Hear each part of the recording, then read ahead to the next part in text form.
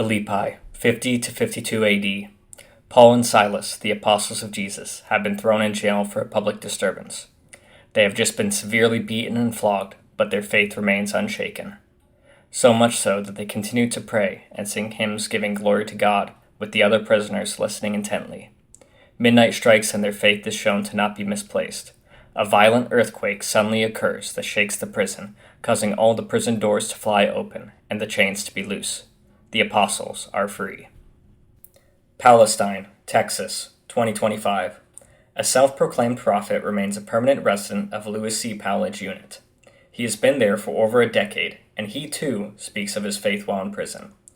But contrary to the apostles, Warren Jeff's message is to the outside, specifically to the Fundamentalist Church of Jesus Christ of Latter-day Saints, or FLDS for short, a group which consider him their leader. Also, unlike the apostles, no power on heaven or earth wants Warren to go free, as he is incarcerated for 2 counts of sexual assault on a child.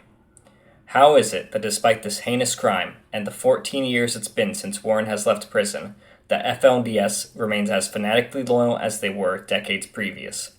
Who is Warren Jeffs, and what is the FLDS? The Church of Jesus Christ of Latter-day Saints, better known as Mormonism, is a religion founded in the 19th century. One of the unique features of this Christian religion was the practice of polygamy, where some men would have multiple wives. This feature was one of the reasons that the LDS had difficulties with the United States government during their early years, since the United States does not recognize plural marriages. However, in 1904, the LDS issued the Second Manifesto, which formally ended the practice of polygamy within the church and declared that any who entered into plural marriages would be excommunicated. But this new policy would not be implemented unopposed. Short Creek, now called Colorado City, is a town on the border of Arizona and Colorado, which had a large number of Mormons in 1904. One of these was Lawrence C. Woolley, who published a statement about a divine revelation from 1886 that was supposedly received by the third president of the LDS, John Taylor, and declared the permanence of plural marriage.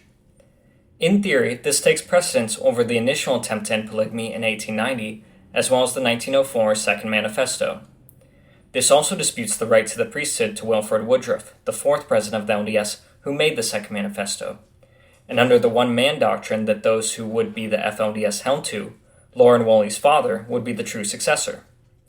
Publishing this statement would result in both Lauren and his father being excommunicated by the LDS in 1914, though most of Short Creek was still in union with the LDS. After being excommunicated, some of the men in Short Creek, including Lauren, would create the Council of Friends. This council had 7 high priests who declared that they were the governing priesthood on earth.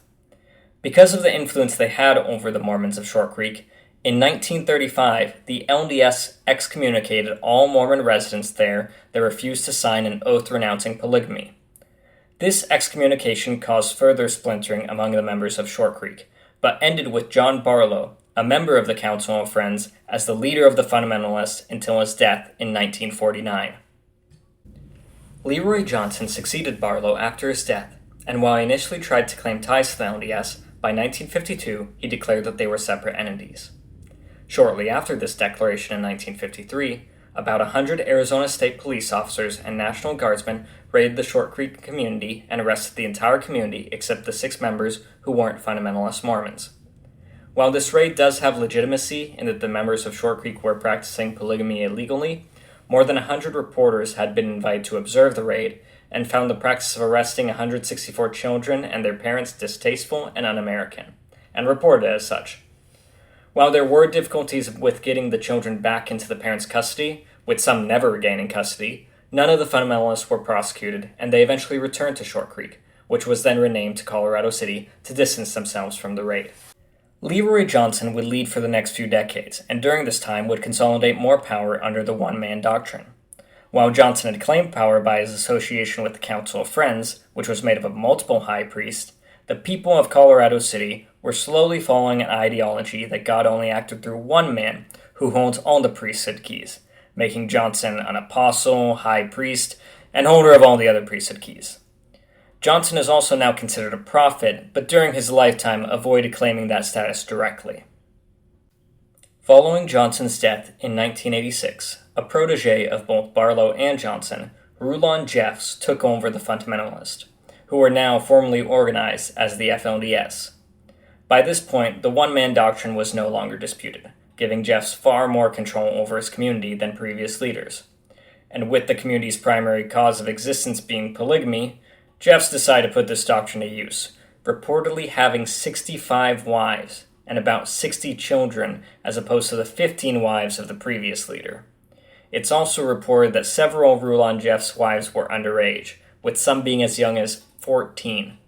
Unfortunately, following the failed raid in 1953, the United States government had largely decided to leave the FLDS alone, and so this information did not come to light to the wider public until after Rulon Jeffs' death, which occurred in 2002.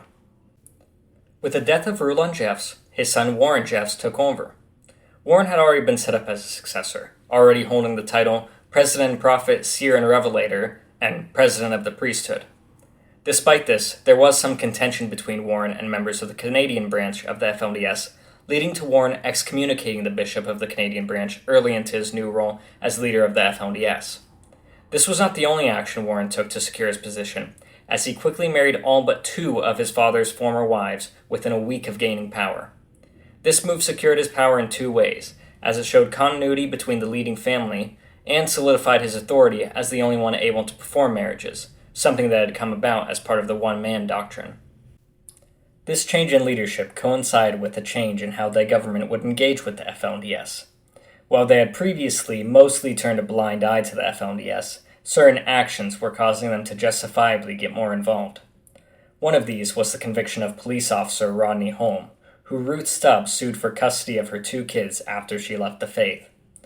Ruth had been married to Holm when she was 16, which resulted in Holmes getting convicted for bigamy and unlawful sexual conduct with a 16 or 17-year-old. As the leader of the FLDS was the only one authorized to perform marriages, this caused Warren Jeffs to start being under investigation sometime in 2002. Additionally, the church as a whole started to attract more attention from governmental bodies around 2003. At the same time that the government was showing an interest in Warren, he was using his newfound power to take the government's role in Colorado City. Since he had taken over, Warren had implemented policies that gave him greater control over people's lives, such as banning television, fiction books, as well as having church members turn in their guns and tools. He was also the beneficiary of policies taken by prior leaders. One of these was the United Effort Plan, or UEP, a subsidiary of the church that had ownership of all land, businesses, and homes of members of the church. This was instituted to stop outsiders from buying into the Short Creek community, but Warren started using it to kick out those who he perceived as disloyal or competition, which included hundreds of young men who would become known as the Lost Boys of Short Creek.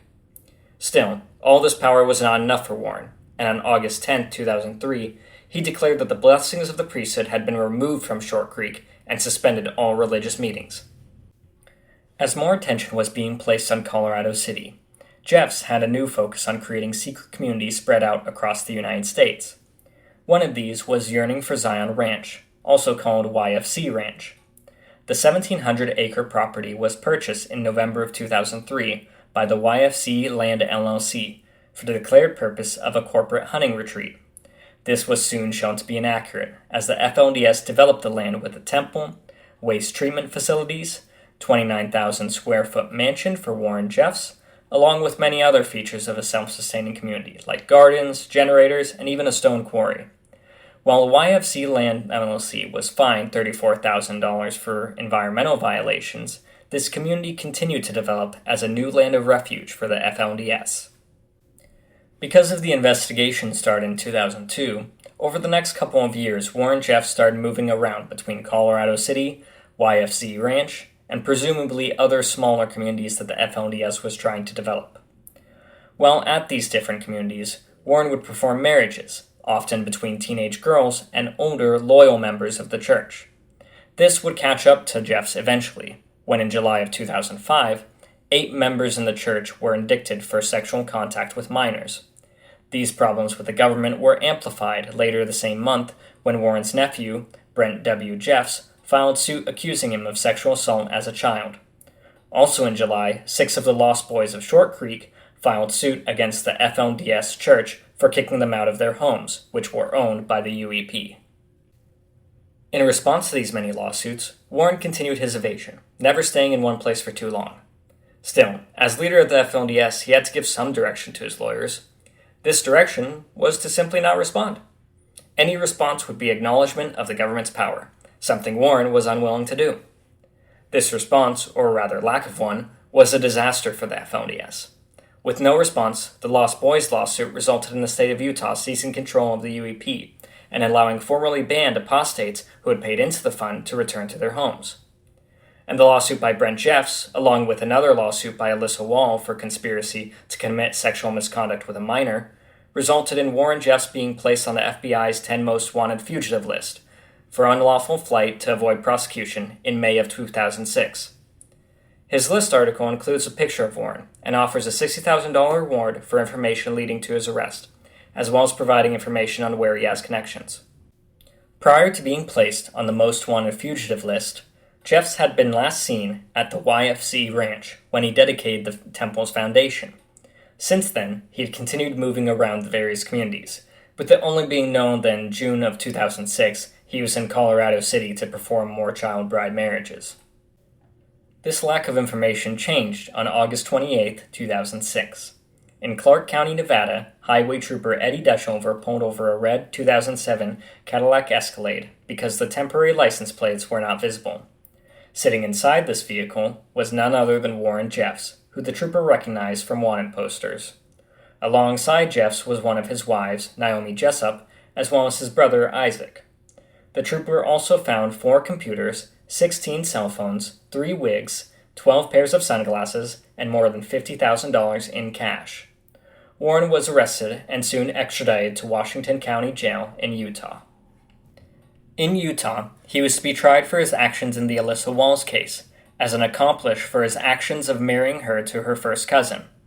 At the same time, the Arizona prosecutors wanted a chance at him, indicting him for counts of sexual misconduct with a minor and incest, because of 2 separate unnamed victims. Despite being in jail, Jeffs continued to manage the FLDS. This led to annoyance by the Utah State Board, who felt that the Hillsdale police had connections to Jeffs and as such were refusing to cooperate. While in jail, Warrens would reportedly send some of his more trusted wives coded letters, which they could use to carry out his commands. He would also use phone calls and potentially have visitors come with hidden recording devices to capture sermons that were played to his followers in Colorado City. Although he continued to lead the FLDS, Warren Jeffs was not taking his imprisonment well. In March 2007, Deseret News, a mainline LDS news source, reported that according to law enforcement, Jeffs had renounced his position as prophet in a conversation with one of his brothers.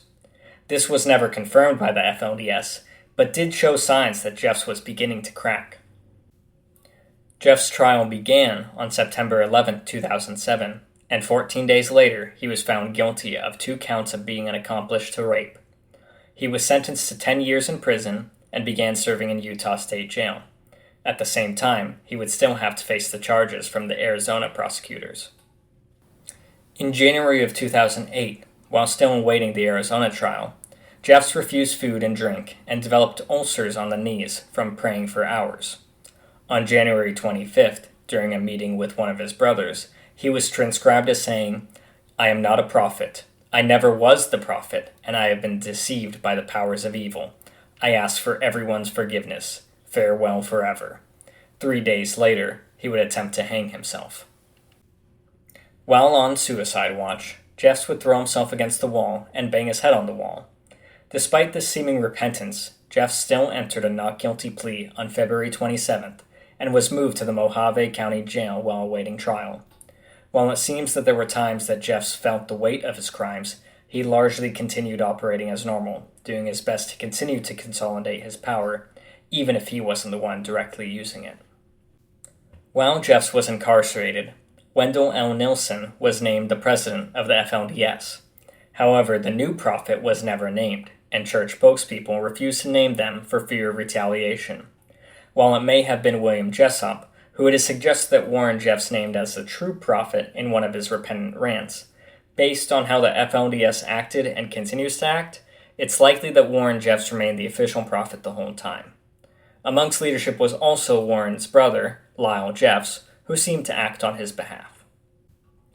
Although Warren Jeffs was convicted in Alyssa Wall's case, on July 27, 2010, the Utah Supreme Court reversed his conviction and ordered a new trial. The reasoning was that the jury was not told that Jeffs could not be convicted unless it could be proved that he intended for Alyssa's husband to have non-consensual sex with her. Similarly, on June 9, 2010, the Arizona case was dismissed with prejudice at the request of Mojave County prosecutor Matt Smith due to the victims no longer wanting to testify, combined with the fact that new charges were facing Jeffs in Texas. But what were these new charges in Texas? While Jeffs had been stuck in prison, the U.S. government had not stopped with their interest in the FLDS. And when in 2008, a domestic violence hotline received a call from a woman named Sarah calling from Yearning for Zion Ranch, Texas law enforcement began a large-scale operation in anticipation of armed resistance. Sarah is actually Rosita Swinton, a Colorado resident who was never actually at YFC Ranch. She called in about the ranch on March 29th, claiming to be a 16-year-old victim of physical and sexual abuse, something she has done previously in hoax calls. This did not stop the Texas law enforcement, who were not aware of her reputation at the time, and on April 3rd, SWAT teams and police helicopters encircled the ranch and requested to see a Sarah Barlow. When the FLDS failed to bring forward the non-existent Sarah, because they saw many girls who appeared underage and with children or pregnant, they received a warrant to search for any evidence of child abuse and began to search the facilities. Within the temple, they found beds that led them to believe that males over the age of 17 were engaging in sexual activity with underage girls. While this was later disputed in court, CPS spokesperson Daryl Azar stated there was a systematic process going on to groom these young girls to become brides. Caseworkers were also interviewing the children while the officers continued searching the ranch, and found constant inconsistencies from the girls about their ages and what children were theirs. As such, following a court order by Judge Barbara Walther, CPS began removing all children 17 years and under from the ranch. By April 8th, authorities had removed 439 children from the ranch. Unusually, they had also allowed mothers of children under 12 to accompany their children, something that was not typically done because the parents were the supposed perpetrators of abuse. This would cause problems almost immediately.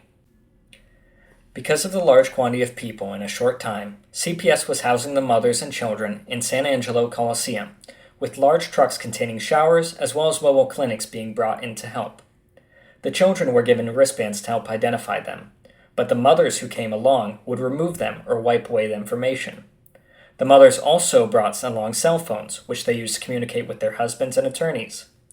The mothers also prevented the doctors from examining the children thoroughly for abuse and posted "Keep Sweet" signs, a reminder to the girls of an FLDS doctrine where they are to be filled with a single emotion of sweetness. And to keep sweet in this case meant not to speak up. Despite this difficulty, caseworkers still found evidence of abuse, and at a hearing on April 17th, Judge Walther determined that the kids should remain in state custody, as well as ordering DNA tests for all FLDS members. As such, the children were moved to foster care facilities across the state. Despite this victory for the government, the FLDS would not stand idly by. They interviewed with the media, pointing out the overcrowding and backed-up bathrooms at the temporary holding in the Coliseum. They had crying mothers interview, accusing the state of violating their religious beliefs. On the legal side, they had expensive lawyers attempting to intimidate state officials, telling the Department of Family and Protective Services that at any false move they were ready to sue. But as the children were spread out across foster facilities, new forms of abuse were coming to light. While the initial investigation was focused on underage spiritual marriages, caseworkers who were around the children saw other issues. Some of the young boys had claimed to have been abused in the initial interviews. At the foster facilities, in one location that had taken in 12 children, 10 of them wet the bed every night, and 2 boys were defecating on themselves, issues that should have been beyond the children's age and signaled sexual abuse. Some previous members also spoke about physical abuse, such as Joseph Broadbent, who said his father consistently broke a push broom or shovel on his back. Another ex-member, Carolyn Jessup, described an incident where her husband spanked their baby incredibly hard for not eating solid food, and then held the baby under a tap of running water. After the baby had caught his breath, he spanked him again and repeated the procedure for about 40 minutes. Despite these new abuses being reported, on May 22nd, the Texas Third Court of Appeals ruled that there was not enough evidence to justify an emergency removal of all the children. This was upheld on May 29th by the Texas Supreme Court, and so on June 2nd, Judge Walter unfortunately had to vacate her order that put the children in state custody. This order did have some restrictions on returning the children, but they were very loose, only requiring that the parents stay close to the ranch and cooperate with the investigation. Despite the return of the children, the investigation continued. Unfortunately, there were some issues. In the original petition to remove the children, state attorneys had failed to include language that would allow them to terminate a parent's custodial rights. This could be remedied, but an amendment would have to be served to every family that was initially affected, which was apparently something they were unwilling to do. This failure and the department's seeming unwillingness to act to protect the children flabbergasted Charles Childress, the attorney hired to help sort through the documentation collected in the investigation. As Childress continued to look through the documentation, he found clear examples of abuse, but was continually hampered by the Department of Family and Protective Services, his boss. They asked for guaranteed wins, and would question whether he could prove that it was in the best interests of the children to be suddenly removed from the only people they had ever known as caretakers and parents. Another official asked why it was so abusive to groom boys to take advantage of plural arranged marriages with younger women. So Childress quit. By this point, the government seemed to have given up on civil cases and was instead focusing on criminal convictions. While this would target the leadership, it still left hundreds of children in the custody of abusive parents, including 10 children of Warren Jeffs, who again at this point was in jail for being an accomplice of rape. Despite the issues with the Department of Family and Protective Services, they still did release a report on December 22nd that said 12 girls were found to have been sexually abused and 269 children had been the victims of neglectful supervision. However, by this time, all but 15 of the custody cases had been non-suited, and all but one eventually were. The one case that wasn't non-suited was for a 15-year-old girl. She was one of the victims in the Texas criminal trial against Warren Jeffs and was taken out of custody of her parents to be given to her aunt, another FLDS member. However, the civil trial would eventually return custody to her parents, but with a court order that stopped her from making contact with Jeffs. Aside from the civil case, there were a few criminal cases from the raid. As already mentioned, Warren Jeffs was charged and convicted on sexual assault of a 15-year-old and a 12-year-old. He was sentenced to life in prison plus 20 years, and it was at this time that he was moved to Lewis C. Powledge Unit. 12 other men were charged with offenses relating to underage marriages, with sentences ranging from 7 to 75 years of imprisonment. Also as a result of the raid, in November of 2012, the Texas Attorney General's office began taking steps to seize the ranch. They argued that the location had been purchased as a rural location where the systemic sexual assault of children would be tolerated without interference from law enforcement authorities, and that it was their contraband and could be seized. This was eventually carried out, and the land remains state property to this day. Despite the location falling out of the FLDS hands, this raid was largely a failure. Almost all the children were returned to the families that were abusing them, and a negligible few of the leaders were arrested for their actions. 31 of the 53 girls aged 14 to 17 were pregnant, but little was done to determine who the fathers were and punish them. The only real victory was that Warren Jeffs was now locked up and with little chance of parole, and one more stronghold of the FLDS was dissolved. Since Jeffs has been locked up, there has been some good in Colorado City. The UEP fund has fallen out of state control, but was used to the benefit of many apostates of the FLDS. One of these was Warren Jeffs' wife, Brielle Decker. She became the wife of Jeffs when she was 18, but sometime after Jeffs had been imprisoned, left the FLDS. She purchased Jeffs' mansion from the state and with the help of the charity The Dream Center, turned it into a refuge for members in Colorado City who were fleeing the FLDS but needed a place to stay nearby. Another good of the city would be Donia Jessup, the new mayor of Colorado City. She was excommunicated from the FLDS in 2012 and is the first mayor that is not endorsed by them. She has helped modernize the town and seems to have done a good job as she won re-election in 2021. With the effort of these two and many others, the power that the FLDS has on Colorado City seems to be fading. Unfortunately, that doesn't appear to be the end of this religion.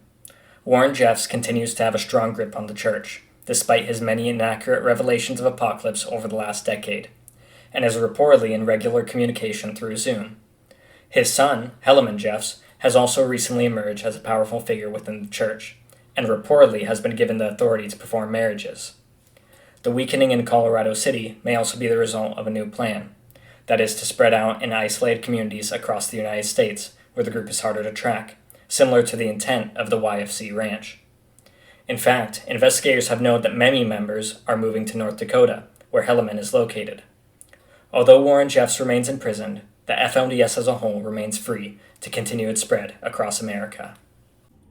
Thank you for watching, and if you enjoyed this video, please consider liking and subscribing. I'd also like to give a special thanks to Out West Wilderness, who helped me with the legal terminology in this video, so go check him out, link in the description. I'm planning on getting more videos out this year, so be on the lookout for that, and once again, thank you for watching.